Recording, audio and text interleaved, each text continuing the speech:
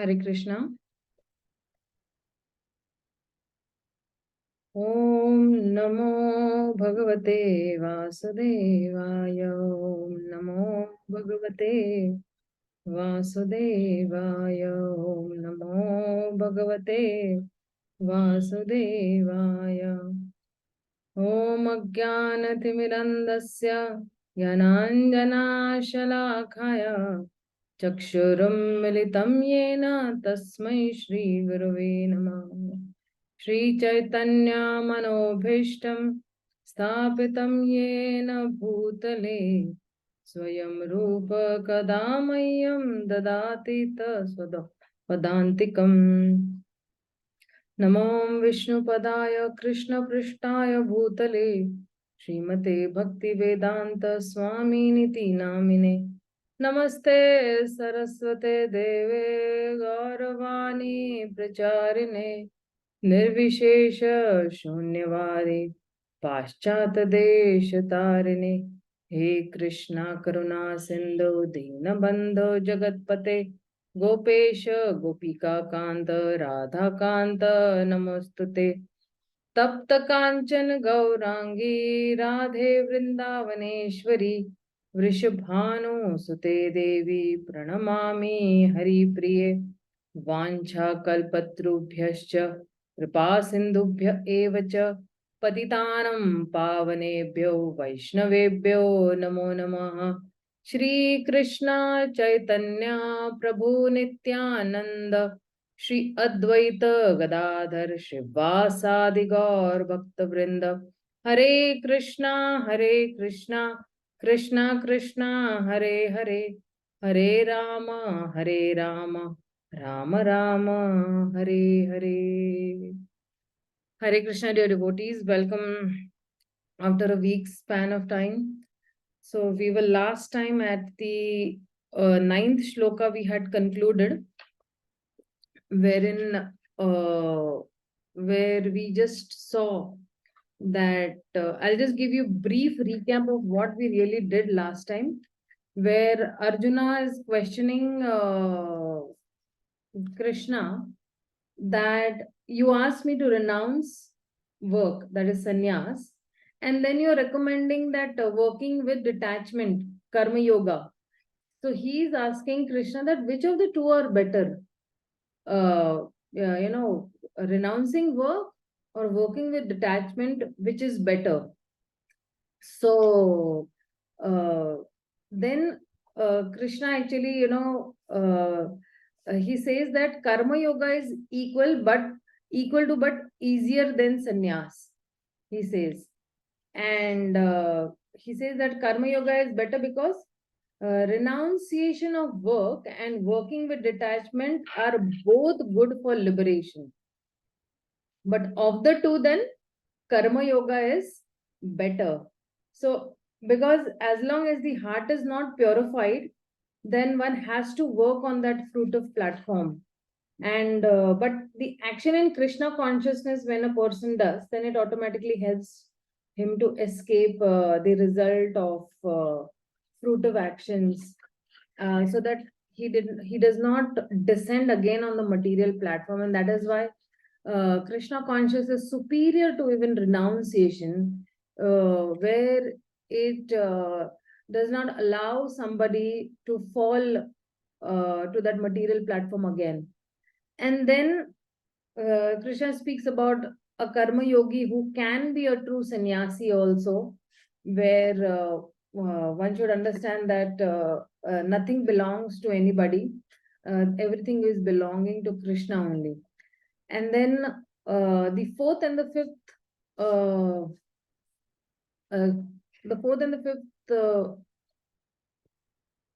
shlokas, they were saying about karma yoga and sannyas are the same.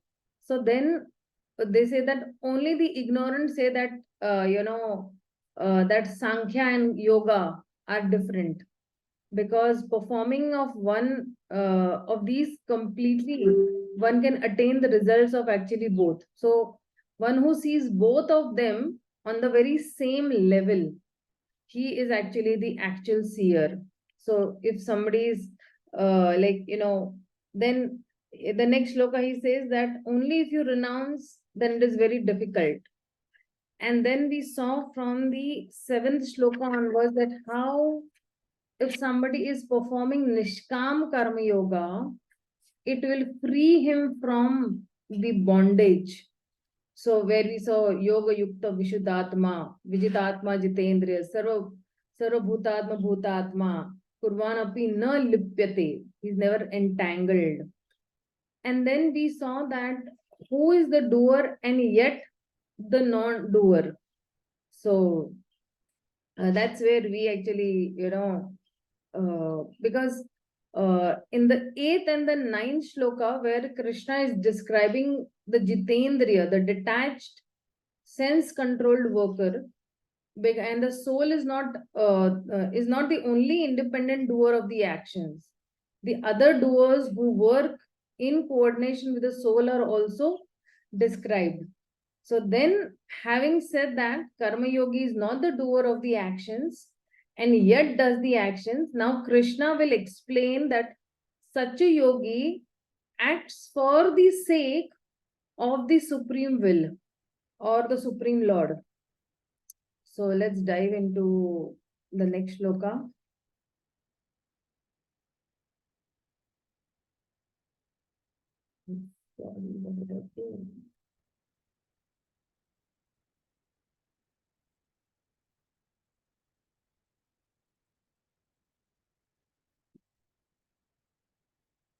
He says that Brahmani adya karmani sangam tvakta karoti ya lipate na sa papena padma patram ivambasa.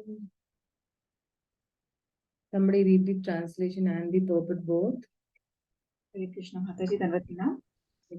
Translation: one who performs his duty without attachment, surrendering the results unto the Supreme Lord, is unaffected by sinful action, as a lotus leaf is untouched by water. Purport by Srila Prabhupada, Srila Prabhupada ki jai. Here Brahman means in Krishna consciousness. The material world is a sum total manifestation of 3 modes of material. Yeah, just give me 1 minute. Yeah. A material world, here 3 modes of material nature, technically called the Pradhan. The Vedic hymns Sarvam He Etad Brahma, Manduka Upanishad, Tasmad Eta Brahma Nam Rupam Anam Cha Jayate, Mukund Upanishad 1.1.9, and in the Bhagavad Gita 14.3, Mama Yoner Mahad Brahma indicate that everything in the material world is a manifestation of Brahman. And although the effects are differently manifested, they are non-different from the cause. In the Ishopanishad, it is said that everything is related to the Supreme Brahman or Krishna, and thus everything belongs to him only. One who knows perfectly well that everything belongs to Krishna and that he is the proprietor of everything, and that therefore everything is engaged in the service of the Lord, naturally has nothing to do with the results of his activities, whether virtuous or sinful. Even one's material body, being a gift of the Lord for carrying out a particular type of action, can be engaged in Krishna consciousness.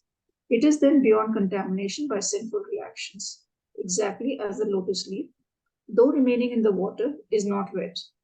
The Lord also says in Gita 3.30, Mai sarvani karmani sanyasya, resign all works unto me.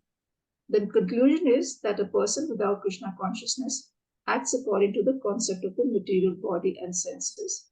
But a person in Krishna consciousness acts according to the knowledge that the body is the property of Krishna and should therefore be engaged in the service of Krishna. Yeah. Yeah, thank you so much. So if you see, he says over here that one Brahmani Adya Karmani. He says that one who offers the results of his action to the Supreme Lord. And he's saying Sangam Tyaktva Karoti Yah. He says, while performing his duties without attachment. So I'm performing my duties and I offer the results of those actions to the Supreme Lord. Lipyate na sa papena. So if I am offering the results of the actions to the Supreme, then I am, while performing my duties without attachment, then what is the result? I am not affected by the sins of my own actions. Papena. Lipyate. So I'm not entangled or I'm not affected. And then he's saying that how I'm not affected or I am not, affected by the sins. Just as a Padma Patram Ivambasa, just as a lotus flower is untouched by water. So Ambasa means actually by the water, like that way. So any person who is acting on that particular platform, he will not be entangled in the action, in his own actions, basically. So in this verse, Krishna is now going to say that if he's working for Krishna's enjoyment, then he will not be entangled. And if he's working for his own enjoyment, then he will be entangled. And that is why, if you see where he's saying that when the soul is offering the karma, he's offering the karma to whom? He's offering the karma to Brahmani Adya Karmani. Adya means to offer, or to hand over. So when one does one's karma, he thinks this is for the Supreme Lord. This is for the absolute truth. And then he's saying Sangam Tyaktva Karoti here. And then he's giving up that attachment of his work and he's acting in that. So then such a person, Lipitena sa papena, he does not become bound by the karmas. Why? Because such a person is Padma Patram Ivambasa. Such a person is not affected, just as a lotus flower or lotus leaf is not affected by the water. So when Krishna is saying that Brahmani Adya Karmani, when we offer the work to the Supreme Lord, then the devotee will understand Brahman as Bhagavan. So the devotee will offer all his work to Krishna, and all his sensory activities also will be for Krishna's pleasure. Right now, what is happening with us is that all our sensory activities is for our own pleasure, for sense gratification. But the moment we understand that all my sensory activities, are for Krishna's pleasure, and then then the devotee or the karma yogi may not know at this stage that the absolute truth or the Supreme Lord is Bhagwan. So then the karma yogi will understand that yes, material nature is acting as Brahman, and Brahman can also be used to refer to material nature. So Krishna told that Brahman refers to material. In the 14th chapter, actually, Krishna is telling that the Brahman is actually the material nature. So that is why he is saying that Sarva Yonishtu Kaunteya, and where he says that we says that Brahma Yonishtu Kaunteya, all living entities or all the living beings get their material form within the womb of the material nature. And Krishna is the seed giving father. Krishna gives that seed. So here Brahma is referred to as material nature. So when a person does not know the Supreme Lord, he thinks that, okay, material nature is, acting in this way. So when one thinks in that way, one does not get oneself very emotionally involved in the actions of material nature.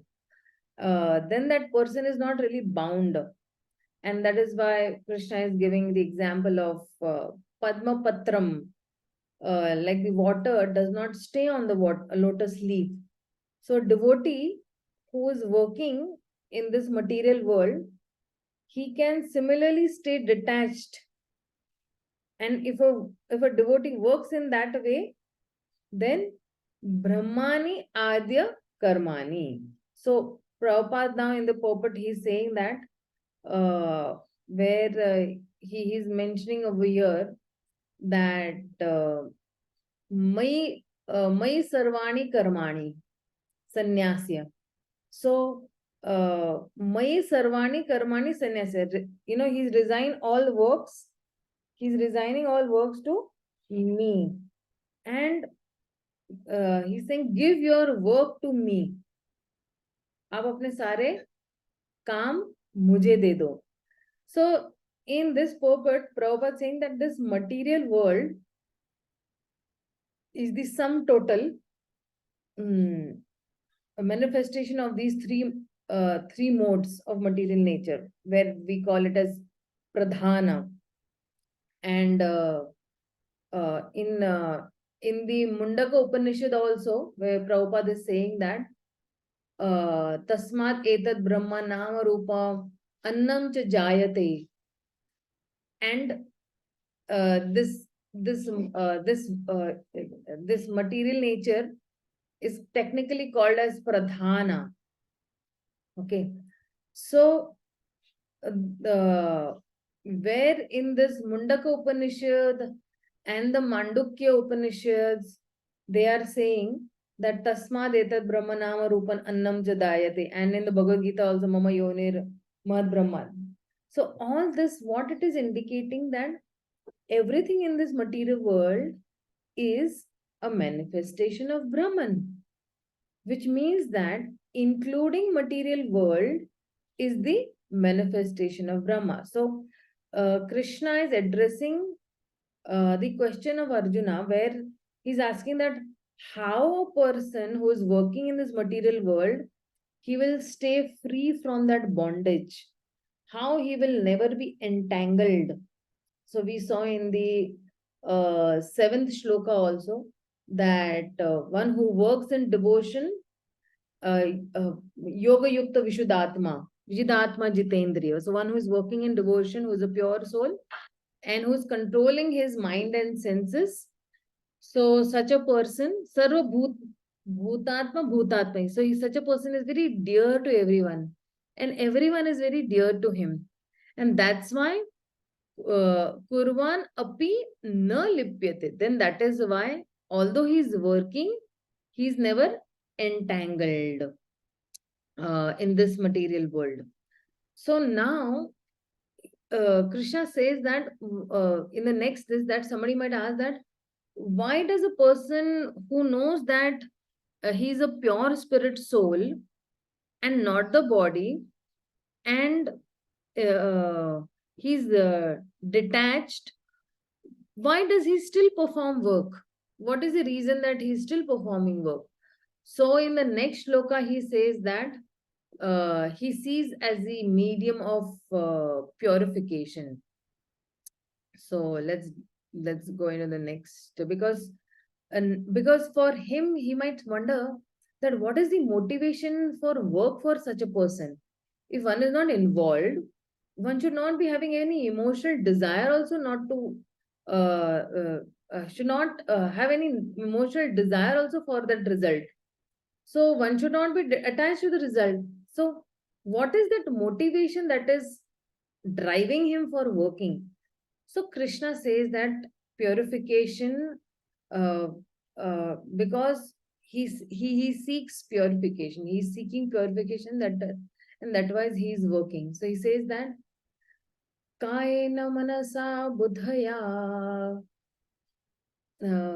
keval ler indriyerapi yogina karma kurvanti sangam tyakta atma shuddhaye.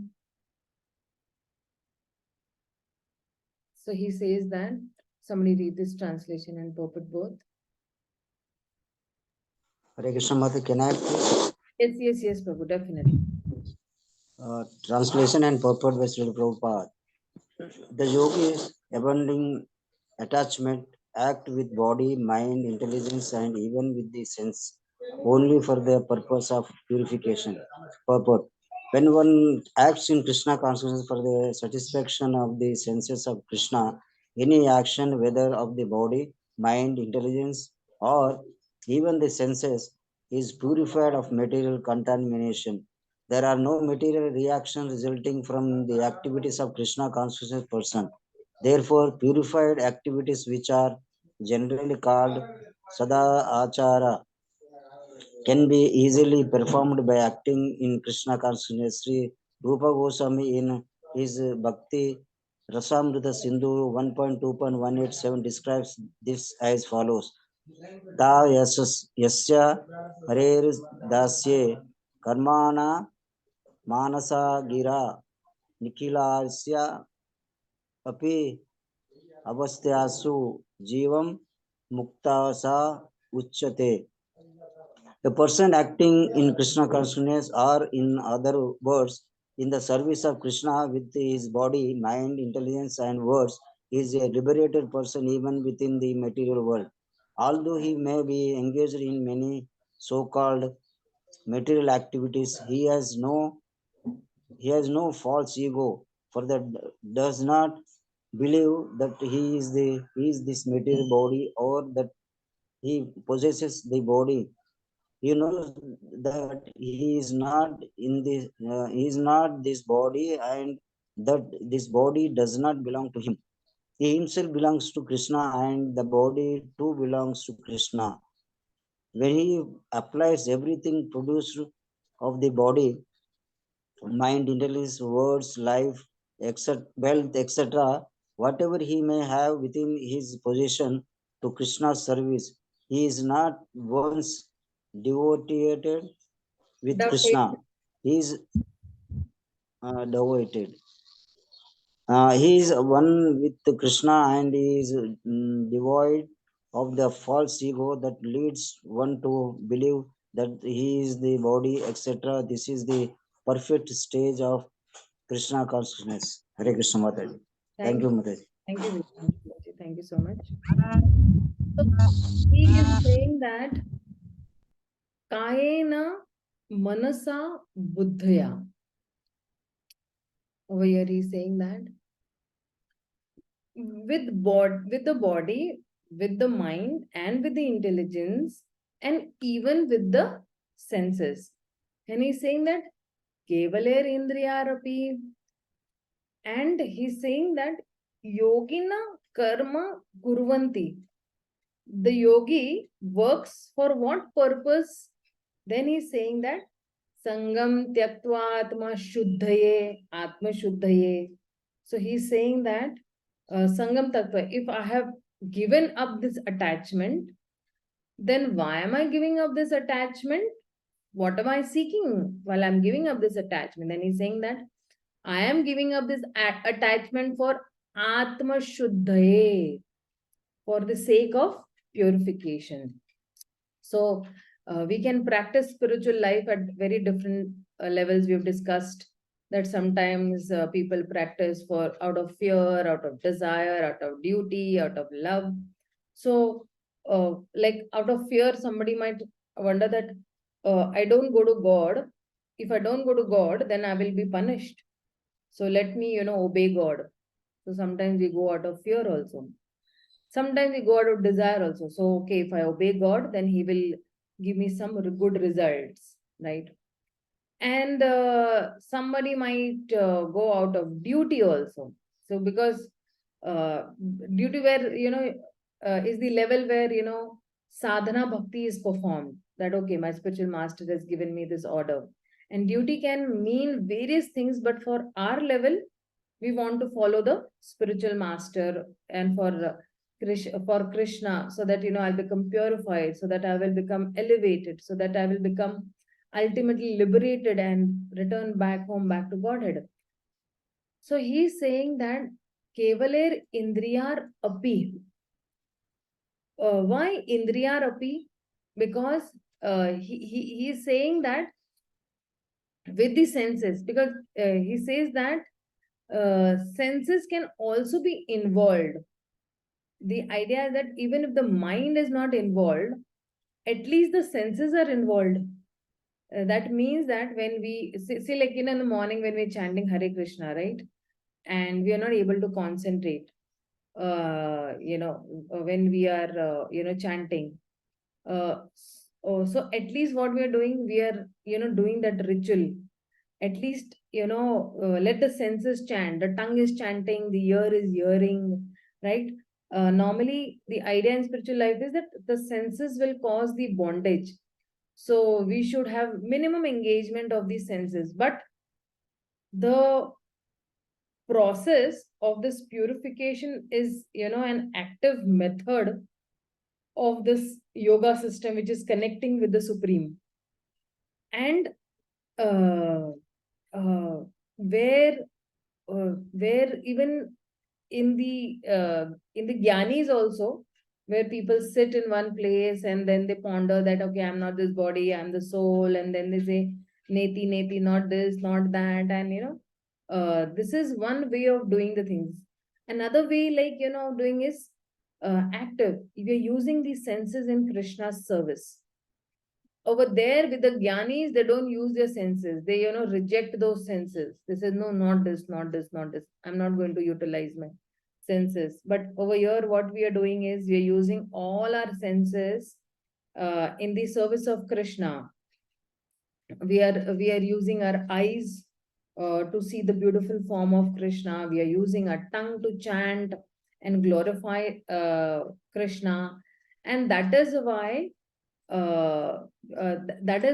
when we say that we are giving up sangam tyaktva. Sangam tyaktva means we are giving up the senses who are causing that bondage. Can lead to liberation. But if we engage these senses properly, then at the final stage, when we are purified, these only senses will be able to bring or give us that ecstasy. The senses cause bondage and agony in this material world, but at the pure state, the senses will bring us ecstasy. And that is why Srila Rupa Goswami is saying that Iha yasya harer dase karmana manasa gira nikhilasva api avasthatsu jivan mukta sa uchchate. And he's saying that when I'm chanting this holy name, right, I get so much of bliss, I get so much of nectar. I relish this chanting. So somebody might say, okay, Rupa Goswami is, experiencing all this, ecstasy. Why am I not ecstasy? Why am I not experiencing that ecstasy? So currently these senses, they're causing that agony where there is a fight. We should do or we should not do. But at the pure stage, they will bring that ecstasy.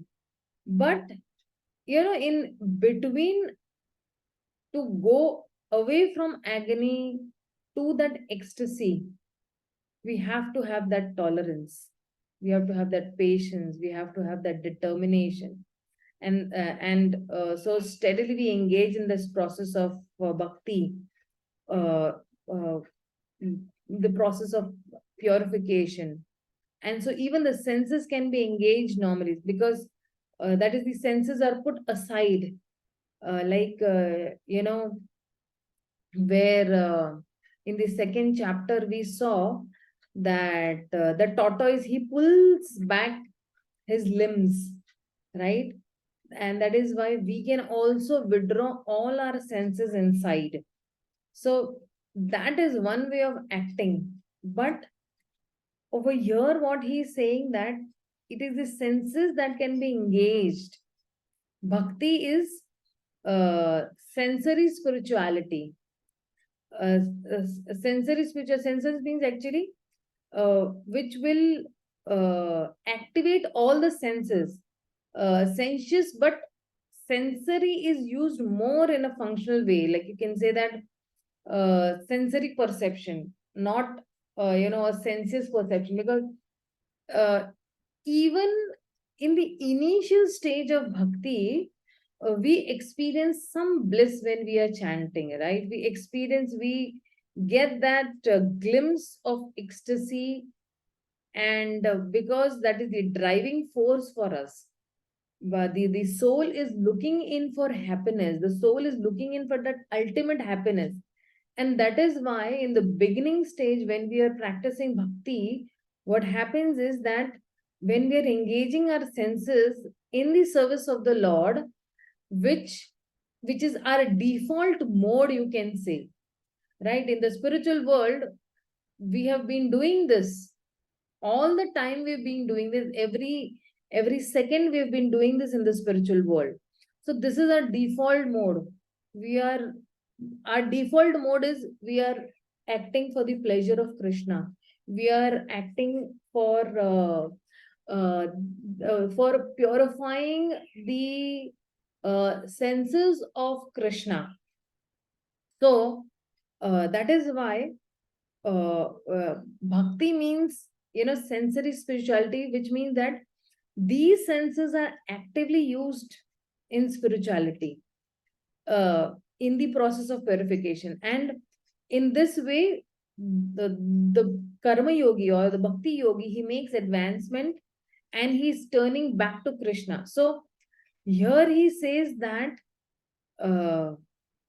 even senses are involved in bhakti. For the jnanis, they don't involve their senses, and that is why they become frustrated. So two things are over here actually. If you see, these senses only will uplift us, or these senses only will degrade us. Now it depends on us that how do we utilize these senses? Do we utilize these senses for upgrading, or you utilize it for downgrading? Like, a knife in the hands of a thief will, or a murderer will, kill. And but that same knife in the hands of a surgeon will save a life. Now it is in our hands. The desire is being given to us, that free will is being given to us, that how are we going to utilize these senses? So the same tongue which can be bound or which can bind us, that same tongue can purify us. If we speak the glories of the Supreme Lord or Krishna, it can elevate us, it can liberate us. So Srila Prabhupada, is that is why he is actually giving Srila Rupa Goswami's example, where a person who is acting in Krishna consciousness with body, mind, intelligence, was a liberated person, even in the material world, although he may be engaged in so many so-called material activities. So that is why such a person is called Jivan Mukta. Who is a Jivan Mukta? That in this being in this material world also, he is liberated. So there are many different kinds of muktas also. Apart from the Jivan Mukta, there is the Videha Mukta also. So Srila Rupa Goswami has talked about actually three Mahabhagavatas. Okay, so one is Gunatita, गुणों को पार करने वाला, गुणातीत, one who has transcended the modes, and he is talking about even the Swarupa Siddha. So transcended the three modes, and he's realized the Swarupa in his spiritual world. So they may be in the material world, but for all the bhakti that they're doing in all for all practical purposes, they are actually they are residing in the spiritual world also. Like if you see, if you'll remember this pastime of Srila Raghunath Goswami, where his stomach was upset, and then he ate little kheer in the spiritual world, and then that kheer was prepared by Srimati Radharani and all her sakhis. So where he had an upset stomach. Now that upset stomach he had in this material world. So his one leg is in the spiritual world and one leg is in the material world. So Gunatita. Okay, so where you say Gunatita and Swarupa Siddha means what? One leg in the spiritual world, one leg in the material. But if somebody is a Gunatita but not a Swarupa Siddha, so he's a Jivan Mukta, but he's not realized his own Swarupa in the spiritual world, whether I am a Sakhi, a Manjari, or I am a cow, or I am a, whatever animal I am in the spiritual world. Because not realize his Swarupa in the spiritual, because this person is no longer influenced by the material modes. And then he's saying, neither Gunatita nor Swarupa Siddha. So, his both legs are in the material world, but the eyes are fixed in the spiritual world. They are not looking here and there for the pleasure available in this material world, but their eyes are fixed on the spiritual world alone. So this Jivan Mukta is one who has a deha or a body, who has this body but is liberated from all that material attachment. And for all those practical purposes, he is liberated. That is a Jivan Mukta. So this person within his body, he is inside this body, but he is liberated because the person has no attachment. And he's saying that what causes bondage is this attachment only. His Holiness Radhanath Swami Maharaj always says that attachment to the material world is the root cause of bondage. So a Deha Mukta is the person who has left the body and gone back home, back to Godhead, to the spiritual world. So this is what he is actually explaining. And now it is in our hands. Of course, I'm talking to myself also, because even if I'm explaining, I'm still bound in this matter. So now it is in my hand whether I want to become a Gunatita also and a Swarupa Siddha also, or whether I want to be only Gunatit and not Swarupa Siddha, or no Gunatit, no Swarupa Siddha. What everything is in my hands, right? So if you see with this Guna, both somebody who is a Gunatita also and a Swarupa Siddha also, these are actually Nitya Mukta devotees. Nitya Mukta means permanently liberated. And one who is a Gunatita and not a Swarupa Siddha, then he is a sadhana siddha. Sadhana siddha person who through his sadhana can also know his Swarupa in the spiritual world. And that's how this person is not attached to anything in this material world, and that is why he transcends the three modes.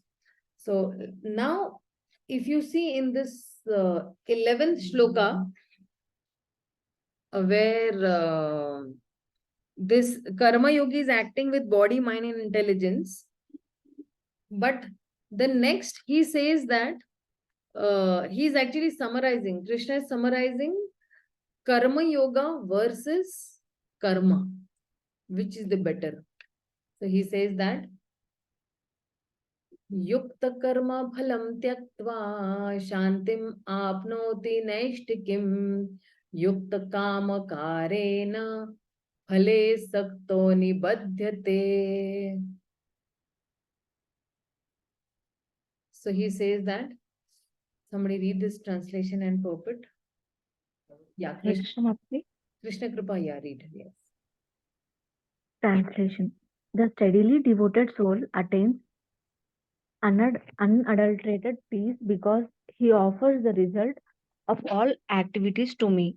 Whereas a person who is not in union with the divine, who is greedy for the fruits of his labor, becomes entangled.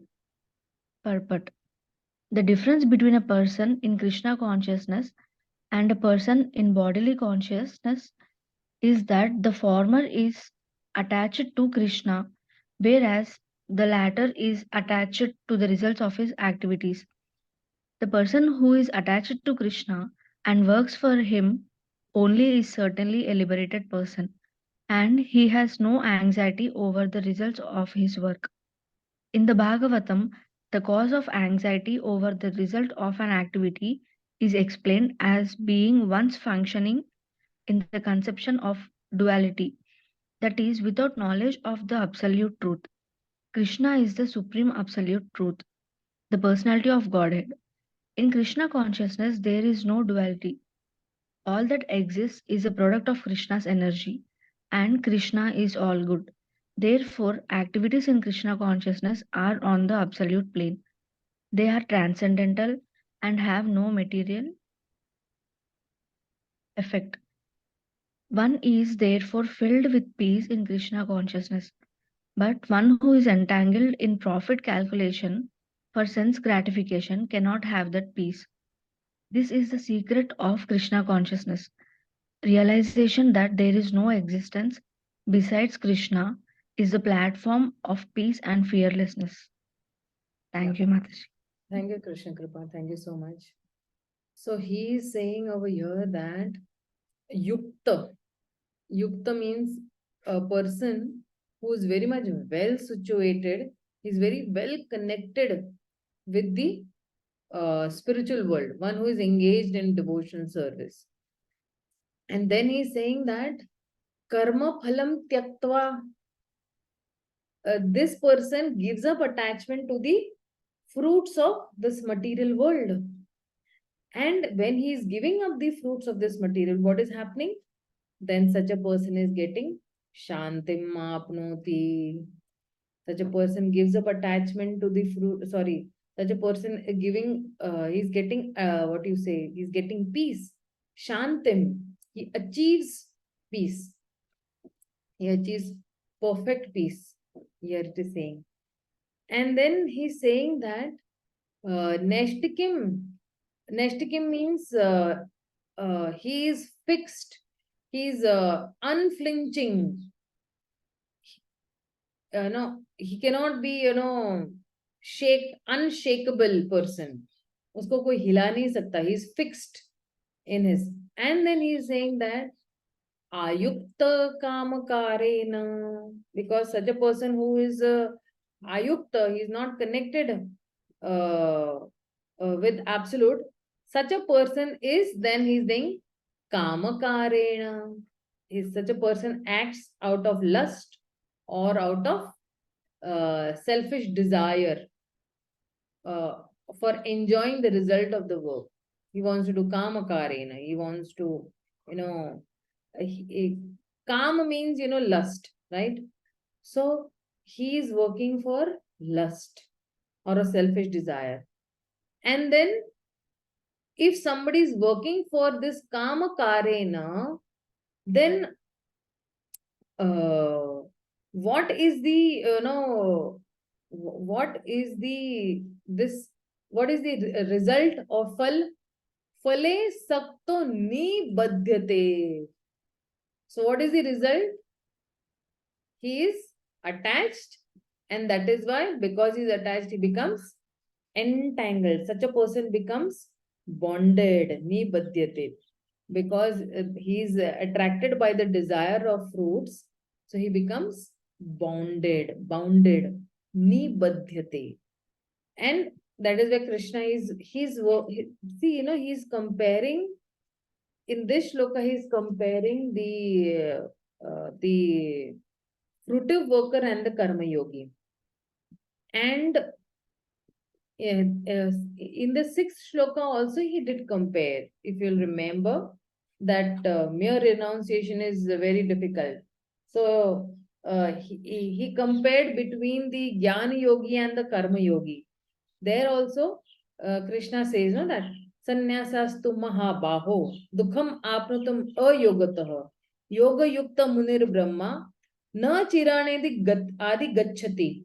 So he say over there he said, but performing nishkam, a jnani will also purify his heart and his jnana will become fixed. So the person who is ayogatah, the person who is not practicing karma yoga is trying to do inactivity. That person will find it very difficult to become free from that bondage. And where Arjuna is asking which path is better. So Krishna, renunciation is better or karma yoga is better? So Krishna says both paths are good, but karma yoga is better. Why? He says that it is better because of ayogatah. Ayogatah means dukham apnutam ayogatah. So give me 1 minute, okay? We'll just quickly move to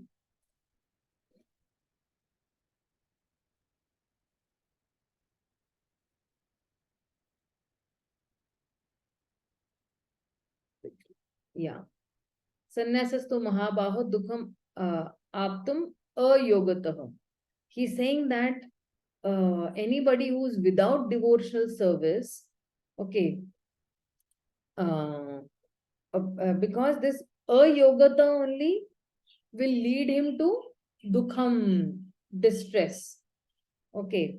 And it will be difficult wherein if one is practicing yoga, yoga activity, he will naturally be very happy. He will be very much, he will be very much in a blissful situation also.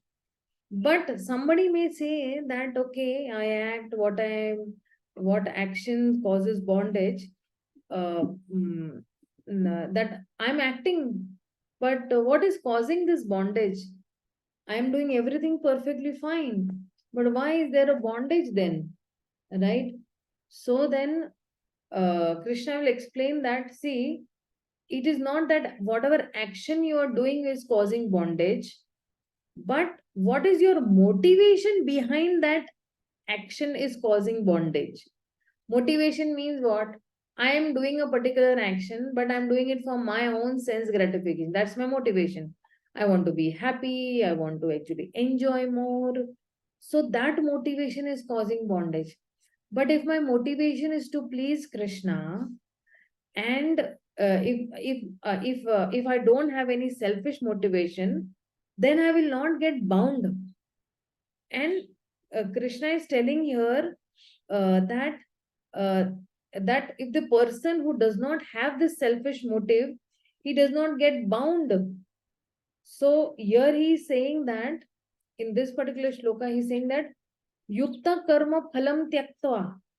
So because this person does not have selfish motivation, this person is not getting bound, right? And when that person does not get bound, that is why he is having shantim apnoti neshtikim. When this person is not getting bound, so then Krishna knows that Arjuna, he is longing for peace, but he is telling that, see, you will attain shantim, you will attain peace only when you will work, right? He is used somewhere, in one of the shlokas in the fourth chapter, he's used param shantim. Somewhere he's used that. I don't remember the shloka now, but in the fourth chapter he is used. that Param Shanti. And here he's saying that Neshtikim, unflinching. He's saying he will have unflinching, faith or unflinching. He will not be, nobody can shake him. So people may have shown or, uh, or they might be, looking in for peace in this world. But when there is a bigger agitation that comes up with them, then they will get disturbed. But when a person does not have any agitation only, nothing in the world can disturb him, right? So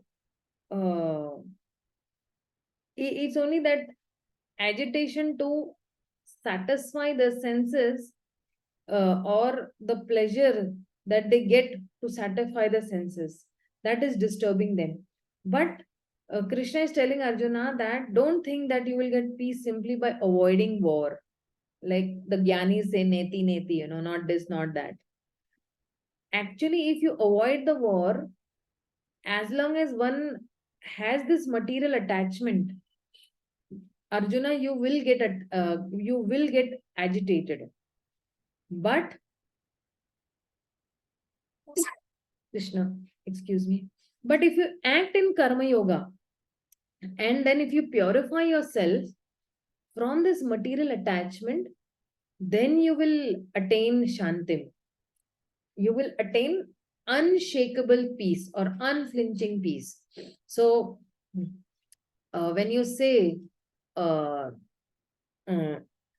ayukto, right? Sorry, where you say yukta or the opposite of yukta is ayukta.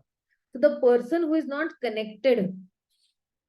So there is a comparison between the karma yogi and this karma kandi person. Karma kandi means a fruitive worker or a materialist. And he says that ayukta karma karena. So he's saying that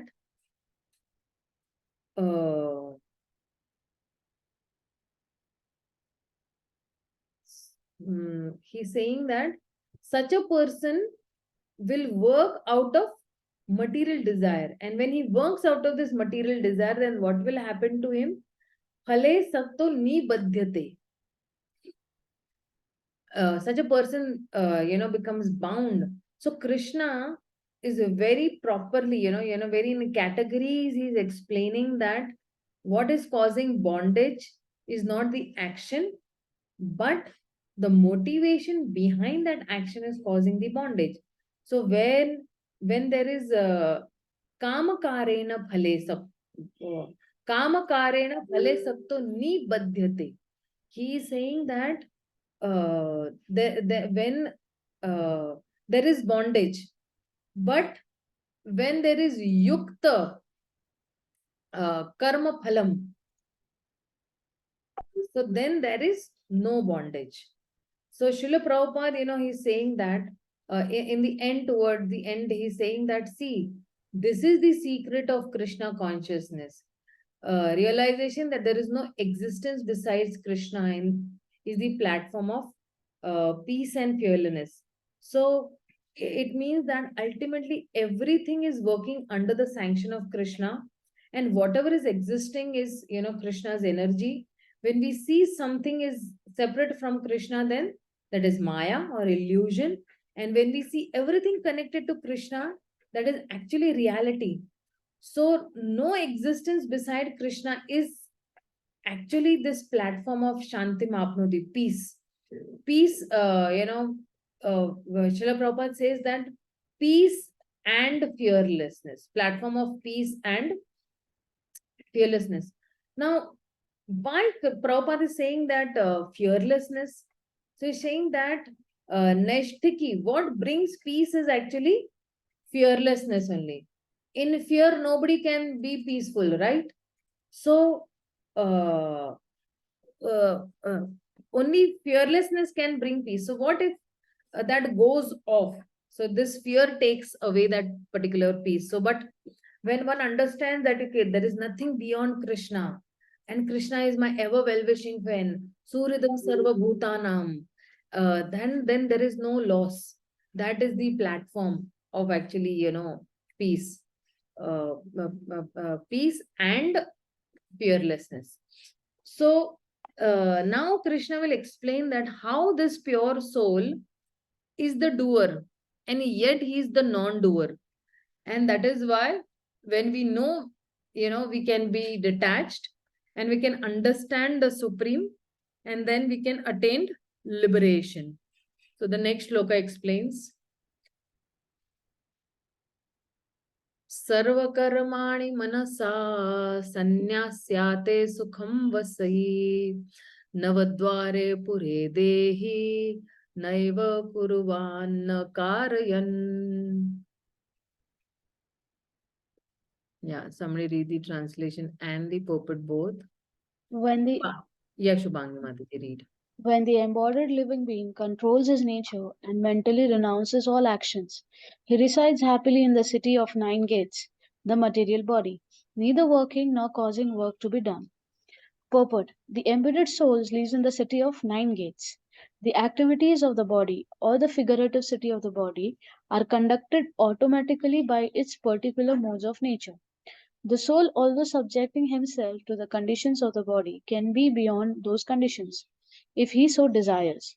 Owing only to forgetfulness of his superior nature, he identifies with the material body and therefore suffers. By Krishna consciousness, he can revive his real position and thus come out of his embodiment.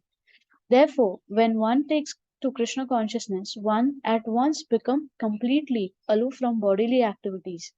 In such a controlled life, in which his deliberations are changed, he lives happily within the city of nine gates. The nine gates are mentioned as follows. Navadvare pure dehi hamsole yatte bahi vase sarvasya lokasya stavarasya charasya cha. The Supreme Personality of Godhead, who is living within the body of a living entity, is the controller of all living entities all over the universes. The body consists of nine gates: two eyes, two nostrils, two ears, one mouth, the anus, and the genitals. The living entity in his conditioned stage identifies himself with the body, but when he identifies himself with the Lord within himself, he becomes just as free as the Lord, even while in the body.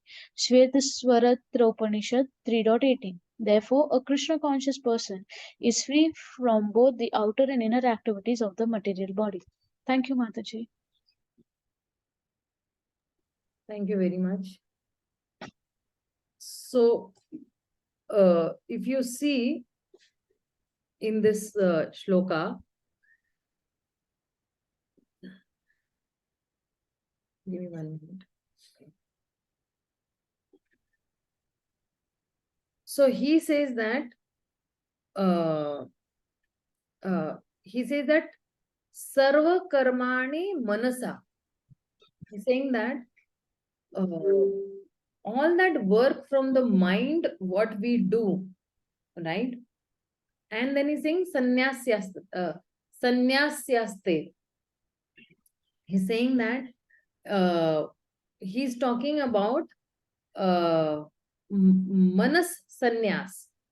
Like, we have manas puja, man se puja karte hai, puja in the mind. So means that if a devotee cannot worship Krishna, he can worship Krishna in the mind. So if we cannot offer Krishna, some a beautiful because he's according to our financial condition, but we have a desire that we want to decorate Krishna with all the gems and jewels and diamonds and opulent dresses and all. So if we cannot offer Krishna, win a beautiful blue necklace, but if we don't have finance for this, we can do this as an offering in mind, and we can pray to Krishna to accept it. So that is accepted, as Krishna sees our motivation, he sees our intention to serve him, to glorify him, and he accepts are that intention. So that is at a devotee level. Now, at a karma yogi level, manasa sannyasaste. Okay, I'm not the doer. Sarva karmani manasa. Sannyasa means when I understand that I'm not the doer, the body has certain needs, those needs have to be fulfilled. So whatever needs are required for the body, I will fulfill those needs. That is why he's saying that sukham vasi. Sukham vashi. Sukham vashi means he says that in happiness, one who is controlled, right? So that is why he is saying that such a person is able to stay very happily. Yeah, he's able to stay sukham. And how is he able to stay very happily? Because uh, he's not messing up with these troubled senses. There'll be no messing up with the troublesome senses, sense objects. Especially, he will not get emotionally entangled with them. Like somebody who's very much uh, emotionally attached to his new iPhone. And if that new iPhone screen has started burning up, then you can understand that. Because recently I was just reading that the new iPhone 15 that has come, the screen automatically starts burning from inside. So he might be so, he's purchased an iPhone worth something 91 lakh rupees or something, whatever is the price. I don't know what is the price of iPhone 15, but he might think that, oh, so what over here? Here he's messing up with his troublesome sense object, especially in terms of that emotional entanglement that he has with that object. So when we have that, then we will function in material world, but we will not be emotionally entangled. And Navadware Pure Dehi. Navadwar means all those 9 doors. Pure Dehi. Pura is, the city. And Dehi is the soul who lives in that city of 9 gates. Nava. So he says that na eva kuruvan karyan. So he says that such a person will not be the doer, will not be the motivators for doing something to others. So, in the where, in the 3rd chapter, because if you see the 3rd chapter and the 5th chapter, no, Krishna is elaborating more on Karma Yoga in this chapter, where Arjuna is asking that, why are you asking me to do this, such a ghastly thing, So Krishna is saying that when you understand this philosophy completely, then you will understand that neither you are the doer nor I am making you do anything. You will understand that this material nature which is acting, to the extent we think that, we are doing to enjoy the senses, we think that I am doing things. And to the extent we think that I am doing things, to that extent we will get entangled. That is, we'll become bound by this material system. But to the extent we don't think that we will become bound. So what is this Navadware? Pure Dehi. Navadware are the 9 holes in the body. The 2 nostrils, the 2 ears, right? And Prabhupada is saying that Navadware Pure Dehi. Hamso Lilayate Bahi. Vashi Sarvasya Lokasya. Saying that that whoever is living in this body is actually the controller of all the living entities over all the universes. So he's saying that um, the Lord who is situated in this body, Vashi Sarvasya Lokasya, whoever is situated in this body, and if you see Prabhupada's explanation over here, so when the living entity is situated in this conditioned stage, he's identifying himself with the body. he identifies himself with the body. Sorry, himself, yes. But when he's identifying himself with the Lord, then he becomes free. Just as the Lord is free, he will also become free. So that is why just as in a city, there are different gates, and the entry point and the exit points are those we interact to the world. We find we find good looking senses we wanted to enjoy, so we persist some sensory impression which comes inside. We engage them, we do indra tripti with them, and then certain sensory actions also will go out. We become bound. So interaction of the soul with this external world happens through these 9 gates. Just as if a very well protected city will not allow anyone and everyone to come inside, right? Inside, not it will allow anything or everything to even go outside also. So in a country, if in a country like foreign currency situation is delicate, and country will not allow too much of money to go out or of it. Then of course there is a regulation also. Similarly, when one understands that this body is like a city, and one needs to regulate what is going inside and what is coming out of the body, then we can stay free from the bondage. Then we understand that this body is like a city. So whatever necessary function is happening in the body, let it happen. But when I'm going around, when I'm walking around, when I have to look at the path, I can't close my eyes and walk, right? So the necessary functions have to happen. But he's saying that he said sarva karmani manasa.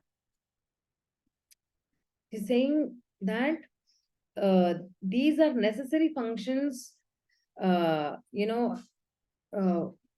necessary functions happening in the body. But when they come in contact with this indriya, when they come in contact with the what do you say, the senses, right? uh, uh, and the sense objects has to happen. But beyond that, I will not be emotionally involved.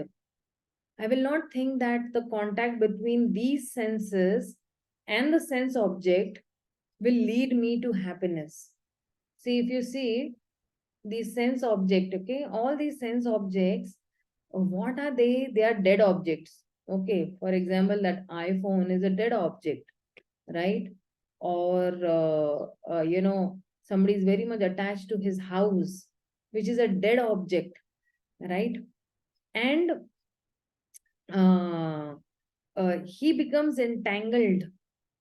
If he becomes entangled, he's emotionally entangled. Oh, this is my house, I have built it with so much of hard work. But one day he has to leave this house and go. Even his own body, he has to leave and go. So that is why when we are not emotionally involved between the senses and the sense objects, then that will lead us to happiness. It's like, when he's saying that sannyasaste sukham vashi. It's like, when if somebody is watching TV, he understands that the TV will not make me happy. So the TV may go on, but the person is not involved. Like that, things will go on at the material level, but if we are renounced, we will not become bound by it. So this is what Krishna is telling, that naiva kurvan na karayan. You will not be the doer, and you will not make others do also. Okay. So Krishna is telling Arjuna to fight. He's telling you fight, because uh, the meaning is that I am not the doer in making you do things. And Krishna is telling Arjuna that you have a Kshatriya body, and the Kshatriya body will act according to that nature. That nature is the nature of that fighting. Kshatriyas are supposed to fight. So you cannot resist that nature. But you don't become so identified with that nature that you become consumed by it. And you identify yourself entirely with Kshatriya. So, because Arjuna is neither a Kshatriya nor a Brahmana nor a Shudra, right? Arjuna is a soul, but the soul is right now in a Kshatriya body. So the body has to function according to the Kshatriya qualities. And if Arjuna is trying to reject that and say that no, I will act like a sannyasi, I will not work for the body, body is having certain way of working.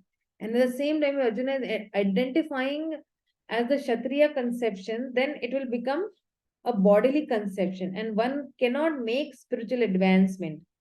So a person has to understand, or one must understand that I have a particular body, and when I have a particular body, I have to work in a particular way. But I don't become bound with that conception.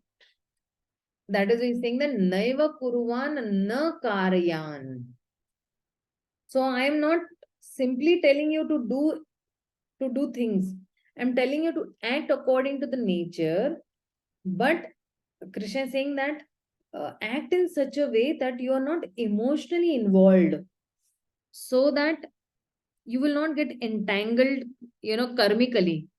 And that way you will stay free from that bondage, and you will keep moving forward in your spiritual journey. So Krishna is telling, act, but act without the principle of bondage. That is, act without the principle of entanglement. So, and Krishna will again and again tell Arjuna this thing only. Again and again, he will say that act without entanglement, act without entanglement. So, now in the next shloka,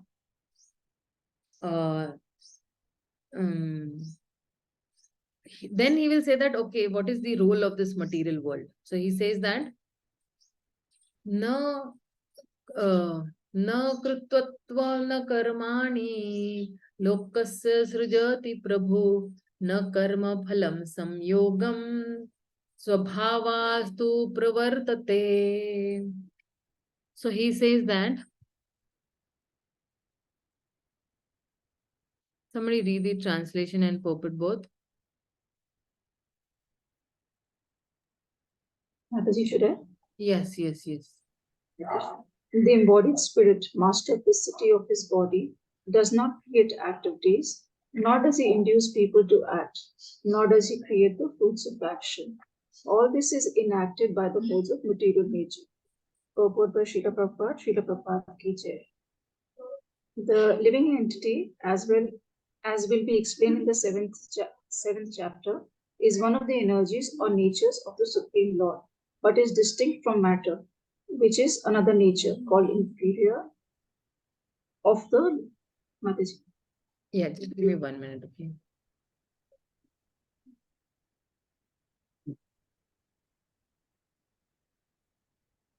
Yeah. Supreme Lord, but it is distinct from matter, which is another nature called inferior of the Lord. Somehow the superior nature, the living entity, has been in contact with material nature since time immemorial. The temporary body or material dwelling place which he obtains is the cause of varieties of activities and the resultant reactions. Living in such a conditional atmosphere, one suffers the results of the activities of the body by identifying himself in ignorance with the body. It is ignorance acquired from time immemorial that is the cause of bodily sufferings and distress.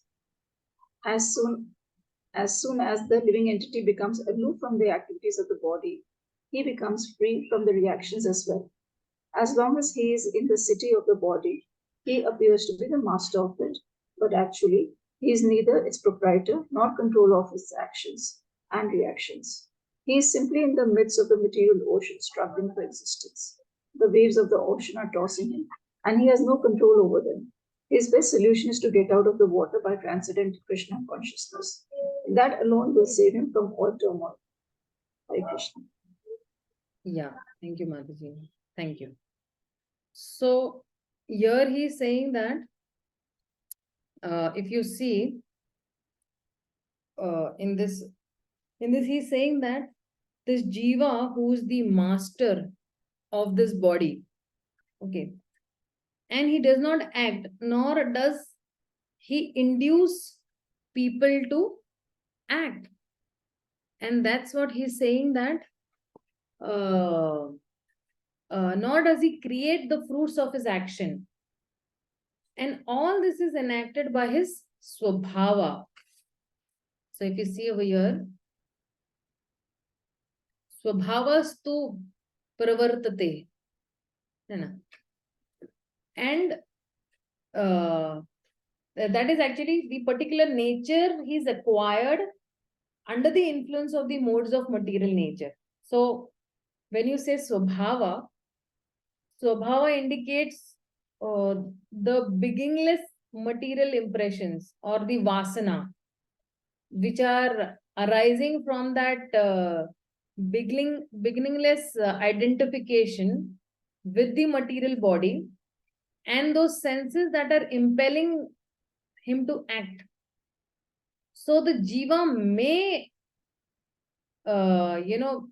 may be impelled by the material nature, and Krishna is giving that instruction to him as such that the jiva, this does not act, nor does he induce people to act, and nor does he create that fruits of action. So he's acting according to his swabhava. He's acting according to his nature as such. So this is what he's saying in this particular shloka. So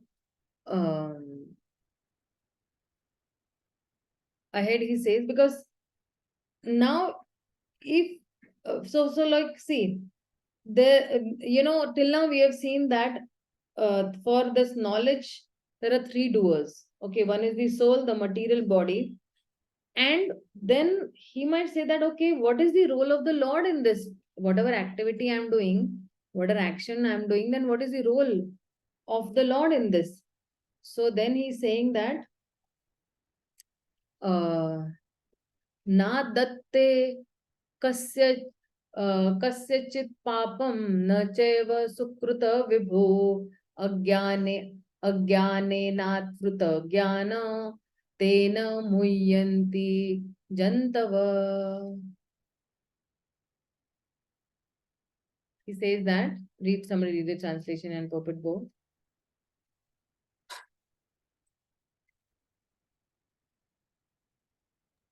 Mataji, should I? Mm-hmm. Nor does the Supreme Lord assume anyone's sinful or pious activities. Embodied beings, however, are bewildered because of the ignorance which covers their real knowledge. Purport by Srila Prabhupada, Srila Prabhupada ki jai. The Sanskrit word Vibhu means the Supreme Lord, who is full of unlimited knowledge, riches, strength, fame, beauty, and renunciation. He is always satisfied in himself, undisturbed by sinful or pious activities. He does not create a particular situation. It does not create a particular situation for any living entity, but the living entity, bewildered by ignorance, desires to be put into certain conditions of life, and thereby his chain of action and reaction begins. A living entity is by superior nature full of knowledge. Nevertheless, he is prone to be influenced by ignorance due to his limited power. The Lord is omnipotent, but the living entity is not. The Lord is Vibhu or omniscient, but the living entity is Anu or atomic. Because he is a living soul, he has the capacity to desire by his free will. Such desire is fulfilled only by the omnipotent Lord. And so when the living entity is bewildered in his desires, the Lord allows him to fulfill those desires. But the Lord is never responsible for the actions and reactions of the particular situation which may be desired. Being in a bewildered condition, therefore, the embodied soul identifies himself with the circumstantial material body and becomes subjugated to the temporary misery and happiness of life. The Lord is a constant companion of the living entity as Paramatma or the super soul, and therefore he can understand the desires of the individual soul, as one can smell the flavor of a flower by looking near it. Desire is a subtle form of conditioning for the living entity. The Lord fulfills his desires as he deserves. Man proposes and God disposes. The individual is not, therefore, omnipotent in fulfilling his desires. The Lord, however, can fulfill all desires, and the Lord, being neutral to everyone, does not interfere with the desires of the minute, independent living entities. However, when one desires Krishna, the Lord takes special care and encourages one to desire in such a way that one can attain to him and be eternally happy.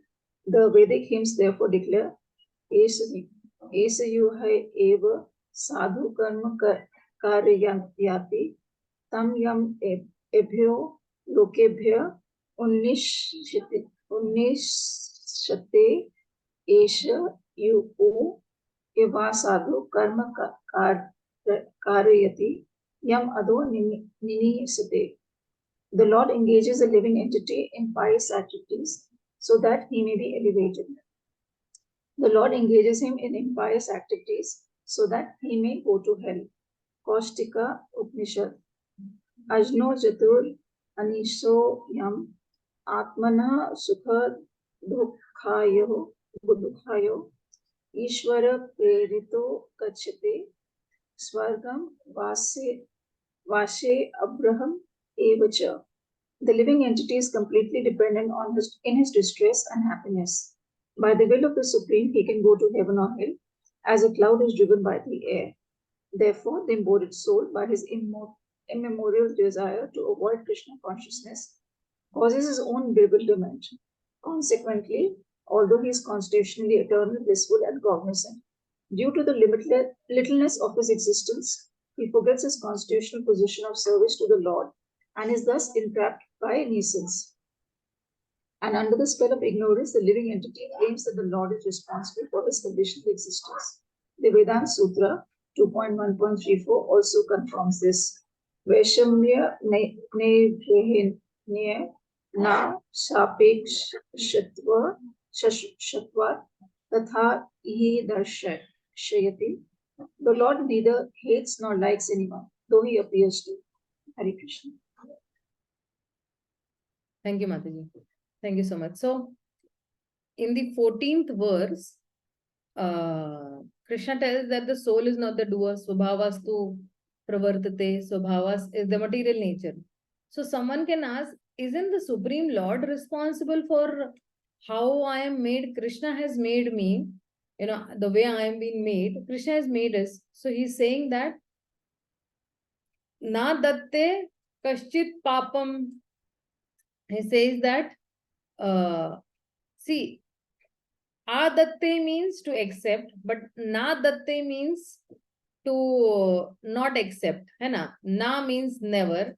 Adatte means accept. Okay. So he says that Lord does not accept. And he says that kaschit papam means anyone, Lord does not accept anyone's papa. And then he's saying that na chaiva sukritam vibhuha, nor he steals anyone's punya also. That means the Lord is not responsible for anybody's sinful or pious activities. Then what is that which makes this living entity act in that way or in a way? So he says that ajnanena avruta, avrutam jnanam. Ajnanena. So this jnana of this living entity is avrutam. It is covered by ajnana. And similarly, the Lord is telling Arjuna that that you use your intelligence. So agyanena avrutam jnanam. For whom? Then he's saying that tena muyyanti jantavaha. So he's saying that for the living entity, the conditioned soul, the soul who is covered by this body and mind is actually the conditioned soul.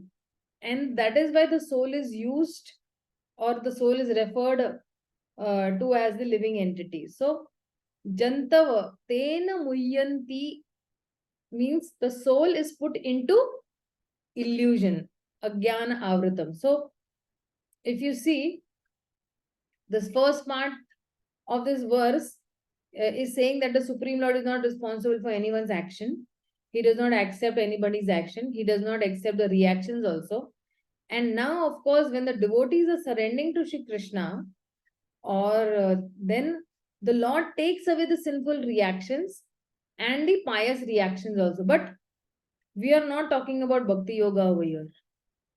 The Supreme Lord has not taken to the Bhakti Yoga process again till now in this chapter. So then what is he talking about? Then he's talking about the consciousness of this karma yogi.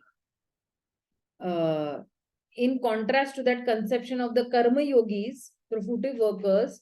So when an ordinary, materialistic person is working, or that karma yogi is working, the focus is not actually about Krishna. So that at that time, the Lord does not get directly involved. Na datte kaschit papam, na chaiva sukritam vibhu. The Lord does not accept anyone's good or bad activities. Like in the court, if you go, the judge, he does not accept the criminal's crimes, right? Nor the victim's compensations also. The judge does not, the judge does as per the requirement of the merits of that particular case. And the same is with the Supreme Lord. So now somebody might ask that at one level it is said that the soul is not the doer. And at the other level it is said that the Supreme Lord is not the doer. Swabhavastu pravartate, in the 14th shloka is saying. So it is the nature that is the doer. So the question comes up that where does this nature come from? This swabhava, where does it come from? So he's saying that agyanena avrutam jnanam tena muyyanti jantava. He's saying that by the covering of ignorance, this living entity is getting deluded. And based on that delusion, the living entity is acting in self-defeating or some self-destructive ways. Self-defeating means actually he's causing harm to himself. And self-destructing means this soul is working in a way that is causing him to lose his human body, and he goes into the lower species. That is actually hatatma, or you can say the killer of the soul. The soul has been lost for a very long time because of this past misdeeds. And all this is happening because of agyana avrutam. And what is this agyan or ignorance? Agyana means,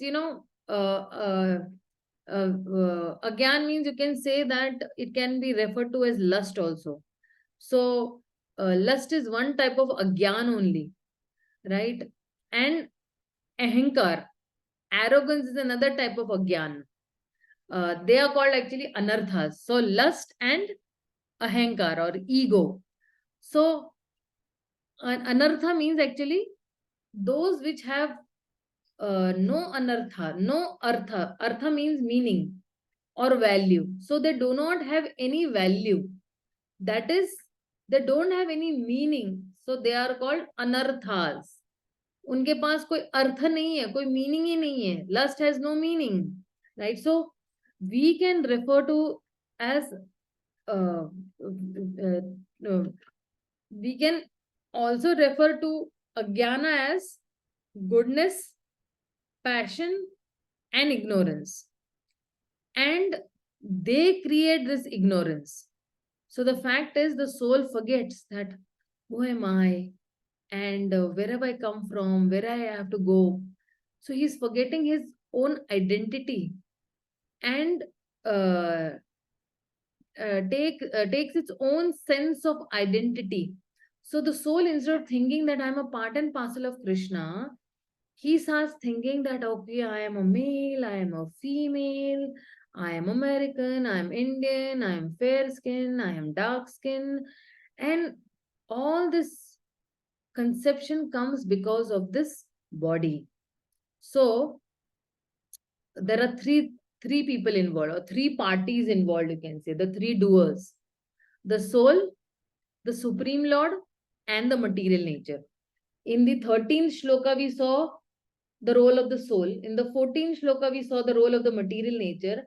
And now in the 15th shloka, we are seeing the role of the Lord.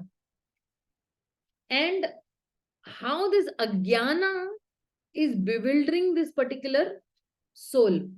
So now Krishna will say that Svabhavastu pravartate in the previous shloka that we saw, the 14th shloka.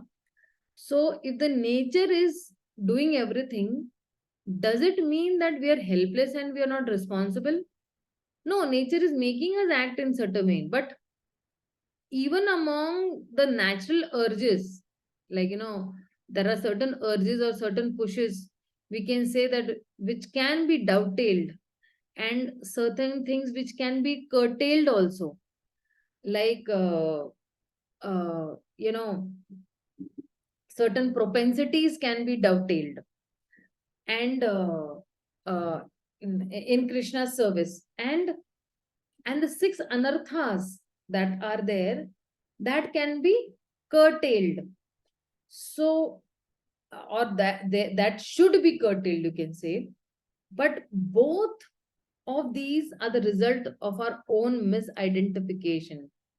Our situation in the body and our identification with the body, but some of them can be utilized, some of them have to be controlled. So one is you're utilizing and one is you're controlling. So in one way, if this person is thinking that he is a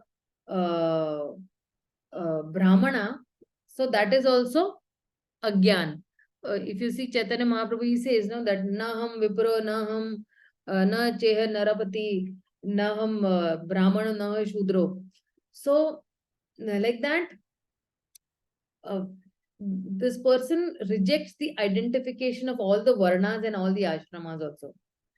And he said that I am a simple, Chaitanya Mahaprabhu is saying that I am just a gopir padur padkamalu das das anudas. I am just the servant of the gopis. So that is true at a very pure liberated level. At the sadhaka level, we just understand intellectually and we accept in principle that, okay, I am the soul. Then understand that the body has a particular nature. So I act according to the nature. But when I act at the bodily level, I don't become infatuated because of the body. If I am a Brahmana, I can speak very well. And if I think I'm very good or very clever, then I become elated. And then I can do things for which people praise me. Then I become the karta. So, on the other hand, if I'm a Brahmana and I cannot speak well, so then I am dejected. Oh, I am good for nothing. But all others are also performing so well. So there is another form of this is another form of illusion. So whatever bodily facility I've been given, I will use them in whose service? In Krishna's service. And that way I will make steady spiritual advancement. And when I will make this spiritual advancement in this way, I will move forward steadily. And ultimately, I will return to Krishna. Once I will transcend these modes. So, this is how everyone in this Varnashram system can be elevated in that spirituality according to that particular person's nature, and then he can eventually attain liberation.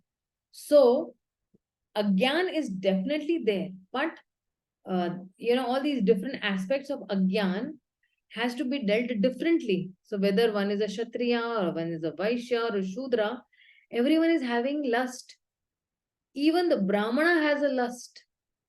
And now, even different people in the Varna and Ashram, they also deal with, lust differently. But they all of them have to regulate this lust to some extent. So these six anarthas, the extent to which it can be expressed will vary also. So the Kshatriya, will have 10 wives and 20 wives as such, and can have many wives and can live very in opulent palaces and can have a lot of wealth also. But also that is within his varnashrama duties and the varnavasha arrangements within the varna that is accepted in the scriptures. So he is saying that ajnanena avritam jnanatena muyanti jantavah. So ajnanena avritam jnanam means we are covered by ignorance, and that is what is making us behave in a particular way. When we identify with this behavior and think that as the essence of my life, and then our desires are completely caught up, and in that way we are seeking according to what our bodily natures are, but we become entangled at last. But when we understand that this is my bodily nature and I act according to this, but I am different from this. I am a soul, I am meant to love Krishna and serve Krishna, then that bondage will not be there. In fact, when we work in that way, uh, we stay free from that bondage. So, Krishna will talk uh, about how to become free from this ajnana. And he says that because even Prabhupada even says that, being bewildered in the condition, if you see over here, okay, bewildered by, ignorance, the desires being put into the conditions of life, and thereby the chain of reaction begins. So, therefore, this embodied soul, why do we say this embodied? Because I am in the body, that is why I'm an embodied person. The embodied soul identifies himself with this circumstantial material body, and he becomes subject to that temporary misery and happiness of life. So, when you say circumstantial material body, normally we think of circumstantial meeting. But from the point of eternality or eternity, the material body is also circumstantial. It is temporary, and we have got it under circumstances. We have got this material body. Then there are certain desires that came up in our mind, and those desires then they developed, and then we became attached to those desires. And then when we develop a certain kind of thought process at that time of death, and accordingly we get this body. So and it is largely circumstantial. Of course, we are not the victim of those circumstances. We cooperate with those circumstances. We choose desires accordingly. So in that sense, we are partially responsible. But when we say circumstances, in circumstantial, when I say, so circumstances indicate that there is nothing intrinsic that connects us to the body. We are different from the body. And that is why he says that